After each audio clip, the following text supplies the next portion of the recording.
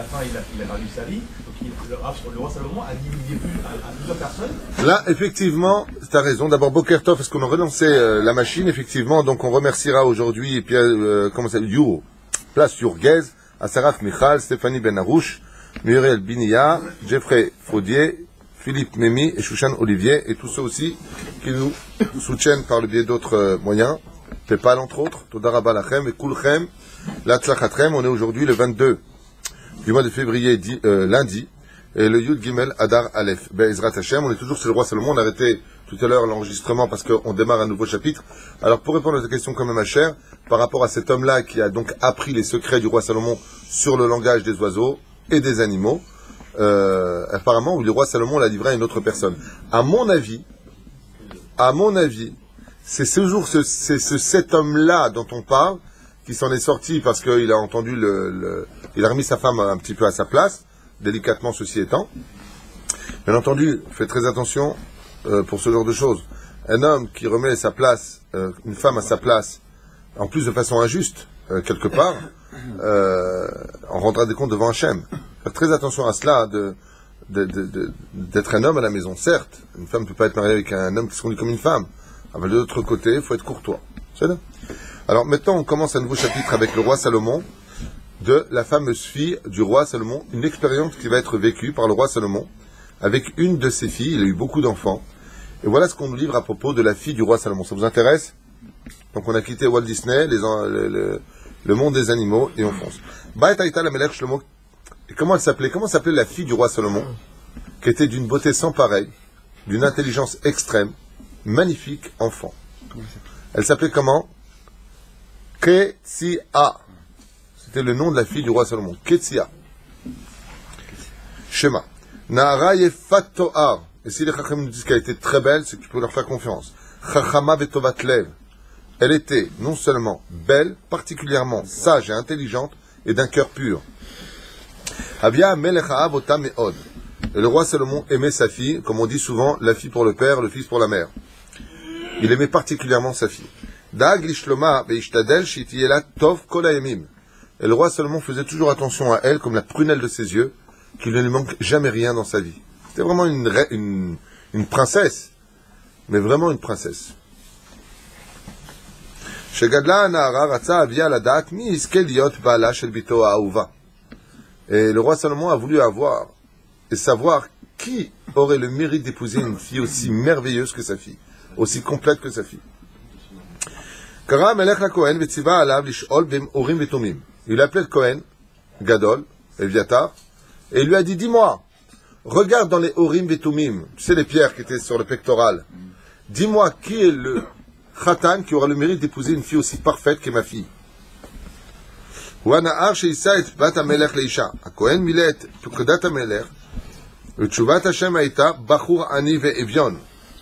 il lui a dit, l'homme qu'il épousera sera un homme simple, devenu d'une famille pauvre et démuni de tout. Mais il aura un grand nom avec elle.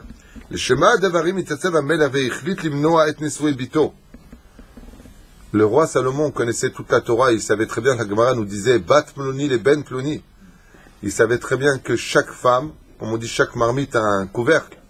Il savait très bien donc cette fille, il dit quoi? Ma fille, c'est une princesse, elle hérite, entre guillemets, une femme n'hérite pas, mais elle est milliardaire, plus belle qu'elle tumeur, super intelligente, tout. Elle va épouser un homme qui est rien. Qu'est-ce qu'a fait le roi Salomon? Il a dit, même pas en rêve. Je vais essayer d'éviter ça. Le roi Salomon, c'est pas qu'il veut lutter contre la volonté d'Hachem. Il a voulu voir si, en évitant un mariage, on pouvait l'éviter. Ou est-ce que ce que Dieu décide se fait? Est-ce que ce qui est pour moi et personne ne peut le prendre? Ou est-ce que ce qui est pour moi, on peut quand même me le prendre, même si c'était pour moi? C'est la question qu'a voulu se poser le roi Salomon. C'est d'ailleurs une Gemara, sachez-le. La question d'Avermot. Vas-y, pas Ploni les Ben Ploni. Quand il vient un mariage, ne tarde pas de peur que quelqu'un d'autre te le prenne. Alors, il faudrait peut-être savoir. Ah, par quel biais il te le prend? Par le biais de la prière. La prière est plus forte que le mazal. Ouais. Donc le roi Salomon, il veut voir si maintenant qu'il sait que ce serait un homme très pauvre, très simple, très ceci, très cela, qui va épouser sa fille, Donc il va faire quelque chose de spécial et mettre ça à l'épreuve. Limnoa et niswe bito leoto bahurani. Le chamishim me'avadav amuksharim. Le roi Salomon demanda ses 50 serviteurs les plus fidèles. Beyoter kara ameler v'tziva otam lalechet el echad me'aya ayam. Et il lui a dit, prends une de mes îles et construis un donjon d'une très grosse hauteur. Mais un donjon, pas une prison, un hôtel de luxe. El ir achoka v'shomea livnot alav le migdal gavoa v'chomat govot savivla. Prends une de mes îles, mais les plus éloignées de mon royaume, en plein milieu de l'océan, que personne ne puisse y atteindre. Et je veux que là-bas, vous fassiez un château, avec une tour très haute, et une suite impériale, mamash, royale, et vous y laisserez ma fille. Qu'elle soit nourrie, logée, blanchie, gâtée, qu'elle ne manque de rien. Nourrie comme elle le désire, mais que aucune personne n'ose s'approcher de l'endroit. Aucun homme. Et amigdal yesh livnot lelo madregot. Et vous construirez cette tour sans escalier. Faut pas qu'il y ait d'escalier. Os vivo velo le saper le ish alp kudato. Que personne ne sache que ma fille vit là-bas. Après qu'il juré tous les serviteurs du roi Salomon de ne rien dévoiler à personne,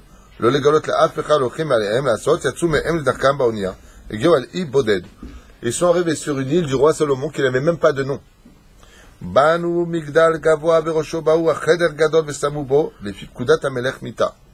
Ils ont déposé la fille du roi là-bas, ils ont construit une tour énorme, sans escalier, et avec une espèce de système à poulies, ils ont fait monter la fille jusqu'en haut, et ils lui ont dit voilà, ton père veut que tu vives dans ce magnifique appartement, tu regarderas au loin, mais pendant une période, tu devras vivre ici.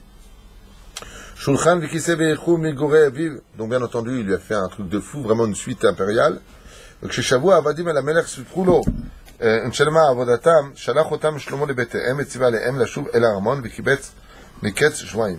V'achar כך קרא המלך לביתו ואמר לה, le roi Salomon d'autres termes, יודע אני ביתי שעה טובה ונענה, לי מכובדת את אורך בכל הלב, וגם פעם תשמעי לכן אבקש ממך להכין את בגדייך. Il a dit donc en d'autres termes, prépare toutes tes affaires, prends ce que tu aimes le plus avec toi, car voilà que je vais t'envoyer quelque part vestira zeuta.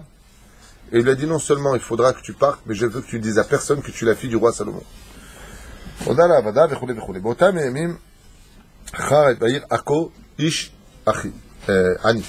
Dans la ville de Akko, donc qui se trouve dans le nord d'Israël, se trouvait un homme très très pauvre, mais tellement pauvre qu'il était un clochard, Umlan. Aviam Shemo. Comment il s'appelait cet homme? Aviam. C'est un très joli nom, Aviam. Livno Asher Noladlo Kara Reuven. Livno Asher Noladlo Kara Reuven. Reuven est mort. Il Hashem Boni Wahaletz Otim Misraori. Et il a eu un enfant, ce Aviam, du nom de Reuven. Pourquoi il l'appelait Reuven? Il a dit comme ça, Dieu verra mon fils que lui n'est pas le même sort que moi, tellement je suis pauvre. Ayeled Reuven Gadal Ve'ayan Na'ar Yefet Toar. Et cet enfant du nom de Reuven a grandi et est devenu un très très beau garçon. Seulement, il vivait où avec son père? Dans les cartons. Navon umurshar bir'oto et hamatzava ve'aluv shel orav. Amar la ana'ar shebirtzono latzet ve'leshotet ba'aretz. Et ce garçon, quand il a grandi, il a vu la situation de son père et de sa mère qui vivaient dans des cartons. Et il a décidé de sortir pour essayer de retrouver une solution. Ulay imtsa davar mala sok ulavi me'atochel. Kesef, le parnasset habayit. Le fils a dit, bon, maintenant mes parents, vous êtes fatigués. Moi, je vais essayer de trouver quelque chose qui vous rendra, Bezrat Hashem, une possibilité de vivre convenablement. Le pauvre, le père et la mère, ils ont du mal à séparer de leur fils unique. Mais ils l'ont laissé partir, ils ont dit, ok, on ne peut pas te retenir aujourd'hui. Et il était tellement pauvre, Reuven, le fils, qu'il n'avait même pas des habits sur lui, même pas de chaussures. Marchait avec un slip, entre guillemets. d'époque. Une fois, כל היום הלך והנערה לא אוכל וצמא ורעב ועייף לעת ערב מעולם לא נשאר לבדה מחוץ לפרוכת. Donc en marchant épuisé, fatigué, il s'est retrouvé sans manger, sans boire pendant des jours, amaigri complètement. Au lieu de trouver du travail, il a eu froid la nuit. Il a trouvé une carcasse qui avait été déjà consommée de l'intérieur par des animaux. Et tellement il avait froid qu'il s'est caché dans le corps d'une vache. Une espèce de vache comme ça, pour se couvrir. Et il s'est complètement endormi là-bas. dans de grandes larmes en priant le ciel que Dieu lui vienne en aide. Et il s'est mis vraiment à pleurer. Il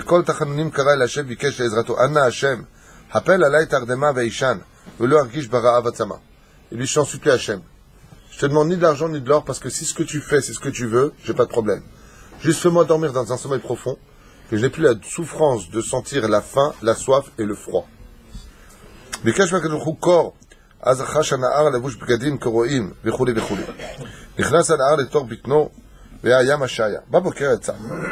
Attends, qu'est-ce qui s'est passé pendant la nuit? Lui, il s'est endormi là-bas, il s'est couvert avec la peau de comme ça de l'animal, la carcasse. Est venu un aigle royal. À cette époque, ils étaient beaucoup plus grands que ceux qu'on trouve aujourd'hui.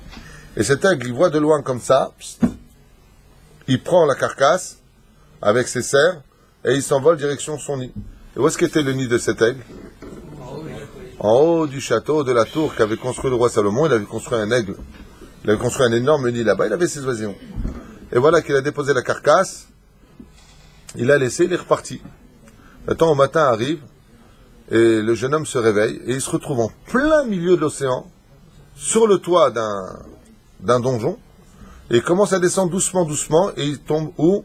Sur la Mirpesset. Comment il y a la Mirpesset? Sur la terrasse, le balcon du donjon, qui avait été mis en honneur de la fille du roi Salomon. Et il dit comme ça,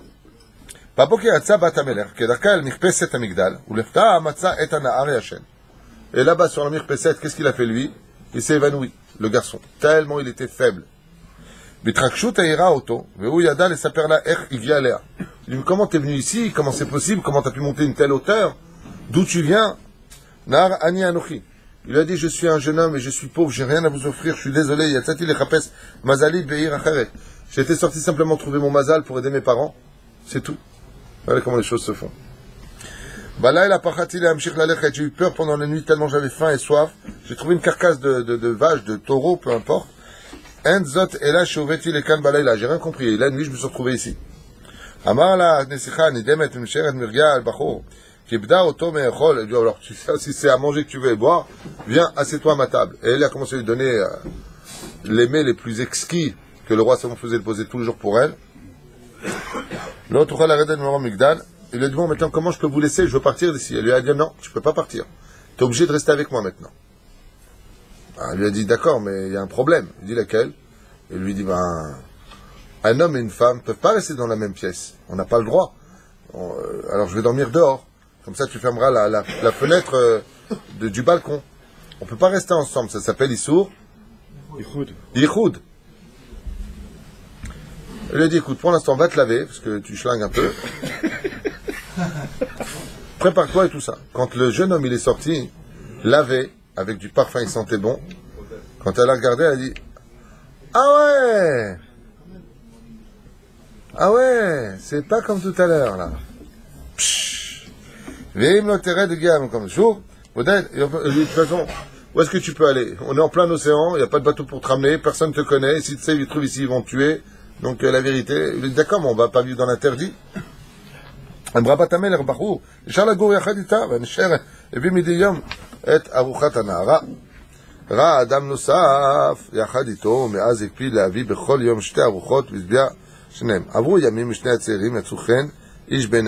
qu'est-ce qu'elle a fait?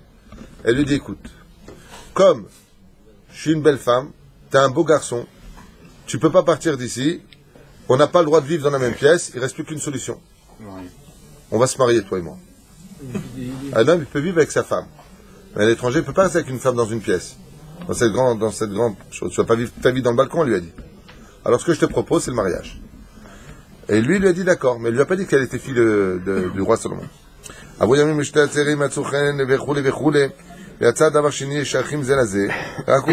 Qu'est-ce qu'elle lui a dit? Elle lui a dit, écoute, la vérité, tu viens, on ne sait pas d'où. T'es Mina Shamaim, je suis en âge de me marier. Je ne sais pas exactement ce qu'a voulu le roi Salomon. La reine, Mina Shamaim, si Dieu t'a emmené jusqu'à moi, c'est pas pour rien. Viens, on se marie. Et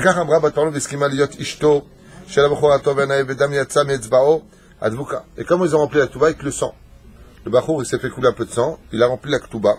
Tava la Bachour Notza, il a pris la plume de l'aigle qui était sur le nid en haut, et il a commencé à écrire. Et donc ils ont pris le ciel et la terre comme témoin. Et ils ont marqué comme ça, Shemina Shamaim, Itratnu, Kien Malasot, Zema Sheaya. Et elle est tombée tout de suite enceinte, Baruch Hashem. Ve'amra, Alevai, Veiskor, Otanu Hashem, Ve'yashiv Otanu, comme Shuvadam. Une fois mariés avec leurs enfants, ils ont commencé à avoir un enfant et tout ça. Ils ont, Alevai, qu'on puisse retourner maintenant sur la terre ferme, ça fait trop longtemps qu'on est là. Anesher Shadia Hamel, Arifrin, Beyel, Edakatan. Attends, qu'est-ce qui s'est passé? L'aigle en haut, il a entendu le bruit d'un bébé.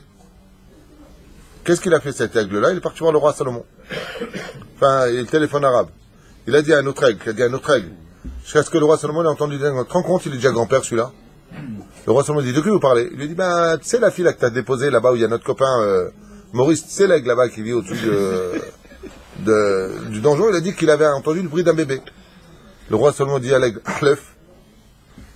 Qu'est-ce qu'il a fait? Il a dit en plus ça fait longtemps que j'ai pas vu, il a pris son bateau, il est parti la rejoindre, et en montant spécialement par la poulie, comme ils sont montés en haut, il a découvert que Bémet, il a trouvé cet homme, avec sa femme, marié Kedat Moshe Israël, la Ktouba était présente, il regarde comme ça, il voit deux enfants dans le loup en train de jouer, et la fille très heureuse de voir son père lui a dit, allez dire bonjour à papy. Il dit, mais comment c'est possible? Et il lui a dit, je te présente mon mari, je te présente mon père, le roi Salomon. Et le roi Salomon a dit, un homme ne peut pas fuir, sa destinée. Quand Akadosh Baruch Hu dit que toi, tu es fait pour te marier pour lui, même si tu peux l'enfermer en haut d'un donjon, ce qui est pour toi viendra taper jusqu'à ta porte. Et si c'est pas par le terre, ce sera par la mer. Et c'est vrai que quand tu vois des couples, et que tu leur poses la question, comment vous vous êtes connus? Ben, c'est un truc de fou. J'étais à l'aéroport, et bon, l'aigle, il a changé, c'est devenu un avion. Mais chaque personne peut raconter son histoire. On vient des fois de pays complètement différents, de cultures totalement différentes. Et c'est toujours le hasard qui nous unit. On ne sait pas comment ça s'est fait. Je sais pas, elle est passée, j'étais à une fête, tiens, je te présente ma cousine. Tiens, je te présente. Tiens, je te... On ne sait pas comment les choses se passent. Ça peut être dans un train, ça peut être dans l'avion, ça peut être dans l'ascenseur. J'ai connu quelqu'un qui s'est marié avec une femme, il a connu dans l'ascenseur. L'ascenseur s'est ouvert. Lui vient pour sortir et il y a une femme qui rentre. Quand il a vu la femme, il est re-rentré.